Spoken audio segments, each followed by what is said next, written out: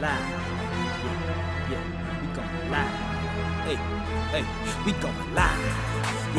Yeah, we going live. Yeah, we going. Yeah, we going. Yeah, we going live. From the 50-yard line, we going live. From the 50-yard line, we going live. From the 50-yard line. Hey. To the real. Onto the real. Yeah. Now, I was looking at this and I couldn't tell because the last name is a common last name. Uh-huh. But we know that the NFL, one of those families who has all of the children in the NFL are the Fullers. Mm-hmm. And so I couldn't tell if this was one of the Fuller brothers. Mm-hmm. But Vincent Fuller, former NFL player, is now an attorney. Mm-hmm. So he's a Baltimore native. Okay. Yep. Right down the street. 05, he was drafted by the Titans. He played college at Virginia Tech. Oh, yeah. So he's one of the Fuller boys. Yeah. And so he played with the Titans for a while, the Lions, the Patriots. And now he went on to Fordham University School of Law. And since 2017, he has worked as an attorney. So, yeah. Okay.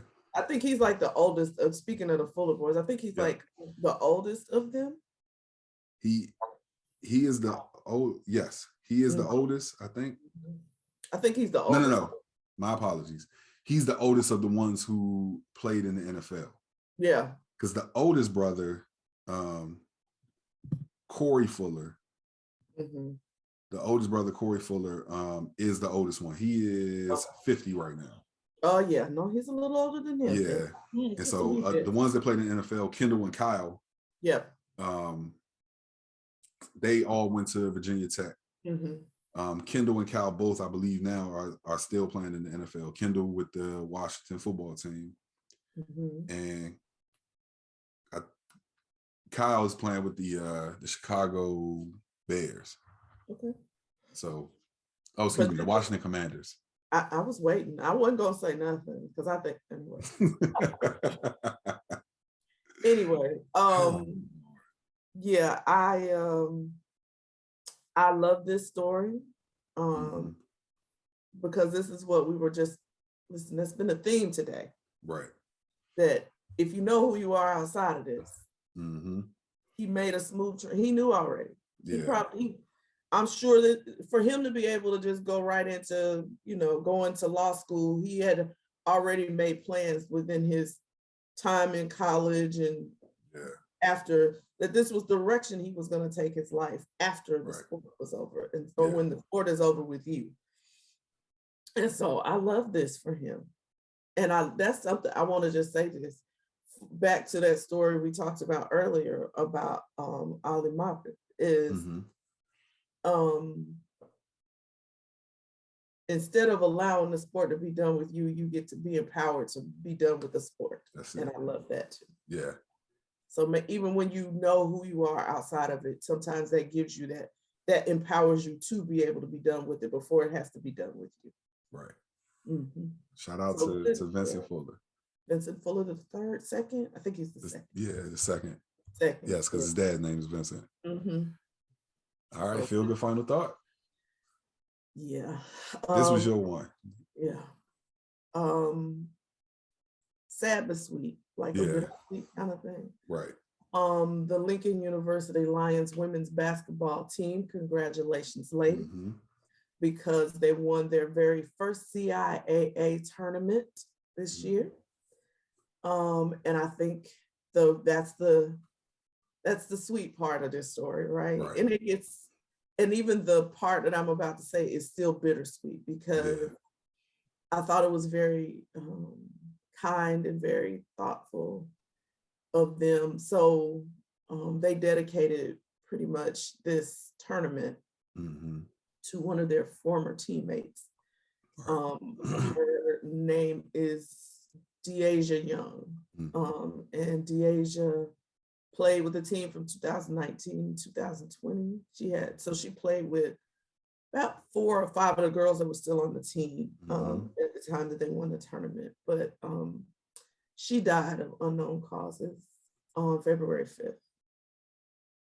And so the team rallied around that, basically rallied around her, and wore, instead of their normal warm-ups, they wore t-shirts with her picture on the front and the hashtag all for one, because she wore number 1 on their backs.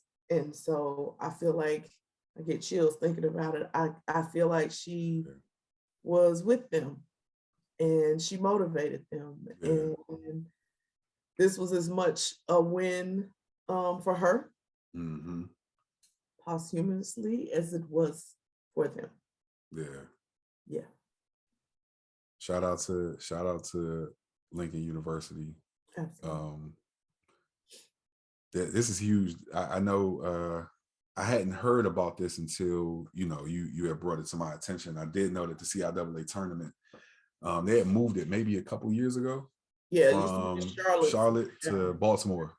Listen, let me tell you something. I know Charlotte wants that back, because when I tell you it was a whole party for a whole 2 weeks. Listen, I went in 2011, and when I tell you I had the greatest of times. Yes. A whole party for, I mean, I was there for 2020. Right before the pandemic. Yeah. Was when the CIAA tournament took place. Right. Yes. Last year in Charlotte, and it was day party after day party after night party. Yes. Yes. In 2011, I was at every one of them. No, but I got nothing but love for Baltimore, but they're averaging a little over a murder a day, and I don't know if that's where we necessarily want to have celebrations like this. But I hadn't heard about nothing happening to anyone during this weekend, so thank God. Yeah. Thank God. Wow. A murder? Okay. Well. Okay. Yeah, I feel like it's gonna go back to Charlotte anyway. Yeah, and it should. It should stay in Charlotte. I know that they were looking at Atlanta, Baltimore, and DC as being one of the sites, and they went with Baltimore probably because it was a little less expensive. Yeah, because Charlotte is pricey, but it might be worth it. Right. It might be worth it to kind of keep it in Charlotte. And that's where it's supposed to be. Like I'm this will take me on a rant, so I'm gonna stop. But let me just say I'm tired of Black colleges having to do away with tradition because of finances. All of these Black colleges who decided to leave, historically Black conferences. It's annoying to see. Yeah, it's sad to see. Yeah, it's sad to see. Is what it is. Yeah, I got you. I'm with you. Yeah. All right, show picks. What you watching? So much, but because y'all have been pretty much stuck in the house because I had a leak, and it's just been anyway. So I got a chance to watch Love is Blind season 2.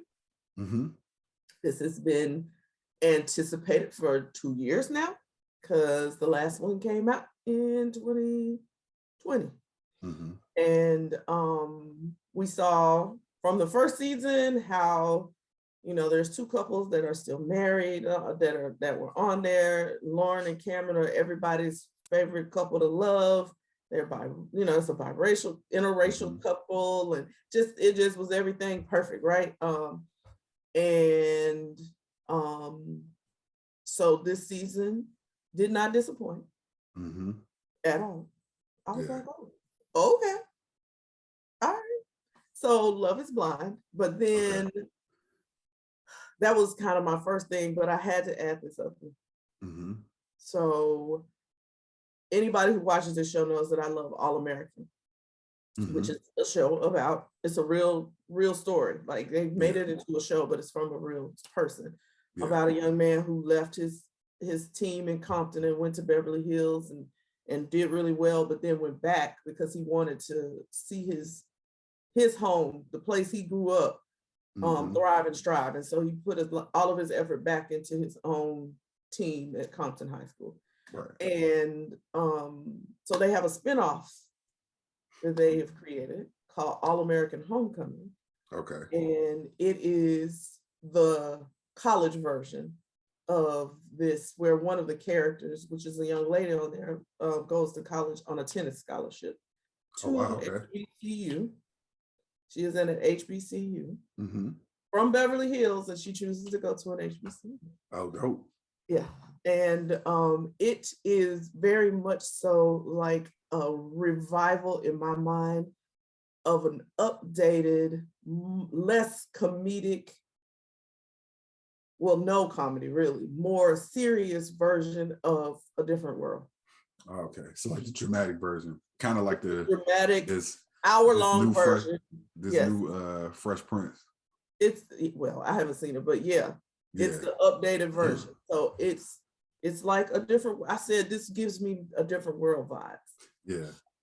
Just in watching that whole interaction of young Black people on a campus with people that look like that, like it's dope. I like the show. I like the show a lot. All right, so I have been watching Genius. For those of you who don't know, and this is the Kanye West documentary, and I think this is the dopest thing in the world. And to have so much foresight, to have someone to have documented your career, I won't say from the very beginning, but from early enough to see all of the things that you went through as an artist, I think it does a really good job of kind of showing, if you only see Kanye's antics right now and some of the stuff that he's done in the past few years, or actually over his career in general, and you only saw that and you didn't see this, then you wouldn't have the context to understand why he is the way that he is. I think that, I won't spoil it, but I think that anyone who, like me, has to understand the why, I think this answers the why about Kanye West. Yeah. I told you what I'm gonna do. Yeah, it got to be a time when you got, what I'm saying, and that's understandable. But I think I think that you'll be drawn in once you start seeing it. Okay. Because it shows process in a way that, well, let me say, it gives a really deep, it gives really deep access into his progression and his ascent as an artist. Okay. And you see some of the things like that, you would have probably, if you had to endure these things, in your ascent, you can understand why he has the chip on the shoulder. Yeah. Some of the things that we look at and like, why would you do that? Or why do you do that? Or why do you say that? Why do you say that? Yeah. It does a good job of showing that. Okay. I might have to just go ahead and break down and go and watch it, because I am the person that's always the why. I've always done that, especially when it comes to working in education. I can't just be assuming because you acting a fool in my class that exactly something behind that. There's a reason that this is happening. Yeah. Yeah. Yeah, and this will definitely show you why. Yeah. You're I'm over here moving stuff around. I was like, thank God we did it. That happened at the end. And well, we're at the end of another one. Yes. Episode 151. Yeah. For those of you who would like to reach out to us, give us some feedback. I said we encourage it. Please do. Definitely. You can hit us at our email, field2therealpodcast@gmail.com. You can hit us on our socials. Our Twitter is @field2therealp1. IG is field2therealpodcast. Our Facebook is field2therealpodcast. No number, the TO. Wait, look. That. Yes, right there behind us. Field to the Real podcast. And our YouTube is the same thing. That right there behind us, Field to the Real podcast. And yeah, just connect with us, please. You know, we truly appreciate you guys who comment on our YouTube videos. Those of you who comment on our social media posts that we haven't really had in a while. And so, like I said in the beginning of the episode, we're going to get back on that. So thank you guys who continue to stick with us, who continue to listen, who continue to, you know, support and provide feedback. We just love you guys and we appreciate you.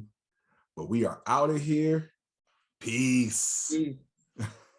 Put the cameras on me, put the cameras on me, put the cameras on me, put the cameras on me, put the cameras on me, put the cameras on me, put the cameras on me.